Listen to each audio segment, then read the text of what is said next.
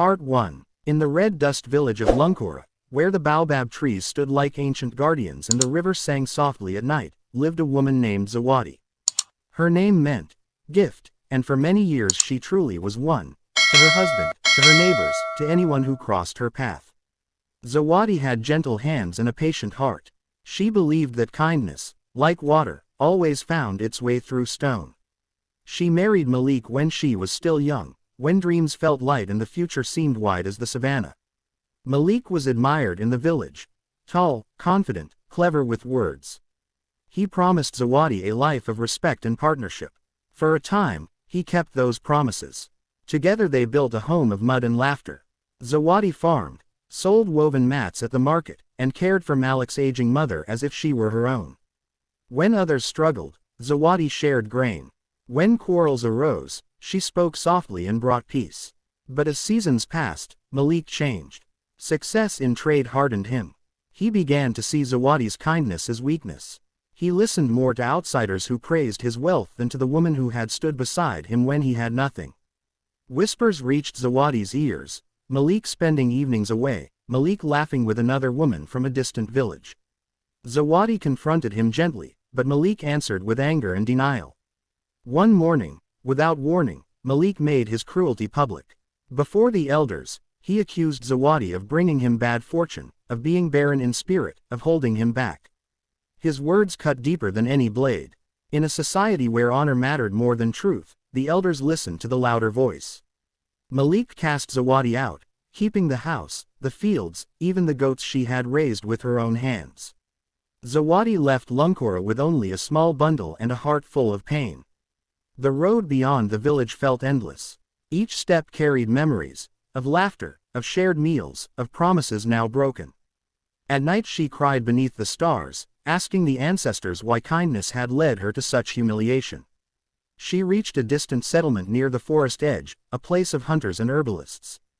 There, an old woman named Makina found her collapsed near the well. Instead of turning away a stranger, Makina offered water, food, and a place by the fire. Zawadi expected questions, judgment, or pity, but Makina offered only silence and warmth. Days turned into weeks. Zawadi worked in Makina's garden, learned the names of roots and leaves, and listened to stories told in the low voice of age. Slowly, her tears dried. Yet inside her, a storm was growing, not just of anger, but of awakening. She realized that her kindness had never been weakness. It had been power, given freely to those who did not value it. Makina saw the change. One evening she said, "Child, revenge born from hatred poisons the soul. But justice guided by wisdom can heal what was broken." She taught Zawadi not spells of harm, but knowledge, how to heal the sick, how to read people's intentions, how to speak with authority rooted in truth. News spread of a healer in the forest settlement whose hands carried relief and whose words carried calm. Zawadi's name traveled on the wind, though few recognized her as the woman once shamed in Lunkora. People came with sick children, failing crops, troubled hearts.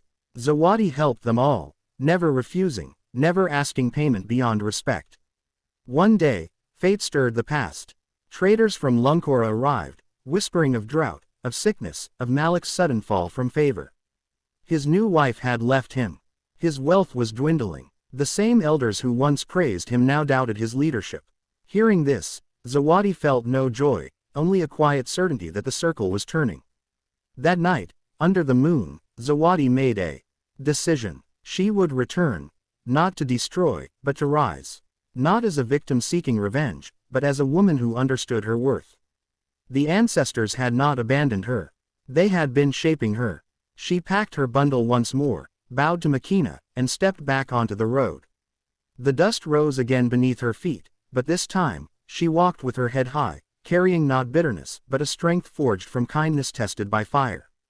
Part 2. When Zawadi returned to Lunkora, the village barely recognized her. Her posture was firm, her eyes steady, her voice calm but commanding. She did not arrive with accusations or anger. She arrived with solutions. Children were coughing from a spreading sickness, crops were failing, and disputes divided families. Zawadi listened first. She always listened. She treated the sick with herbs learned from Makina, teaching mothers how to prepare them. She showed farmers new ways to care for tired soil. She sat with quarreling neighbors and reminded them of shared history and shared blood. Slowly, trust returned, not because she demanded it, but because she earned it. The elders were uneasy. They remembered the day Malik cast her out, the silence they kept. Guilt weighed on them, but pride held their tongues. Malik himself watched from a distance, his confidence broken. He expected Zawadi to expose him, to shame him as he had shamed her. But Zawadi did not speak his name. Her restraint confused him more than anger ever could. Each act of kindness she offered the village reminded everyone of the injustice done to her. People began to whisper, not against Zawadi, but against Malik. The truth rose on its own, like the sun. One evening, during a village gathering, a child collapsed. Panic spread. Malik froze, unsure, afraid. Zawadi stepped forward, calm as the river. She worked quickly, saving the child's life before everyone's eyes. In that moment, the village saw clearly who carried true strength. The elders finally spoke. They called Zawadi before them, not as an outcast, but as a leader. They apologized publicly, admitting their failure to protect justice. Malik was summoned too. He stood smaller than Zawadi remembered, his voice weak when he tried to justify himself. But Zawadi raised her hand, stopping him. "I did not return for revenge," she said.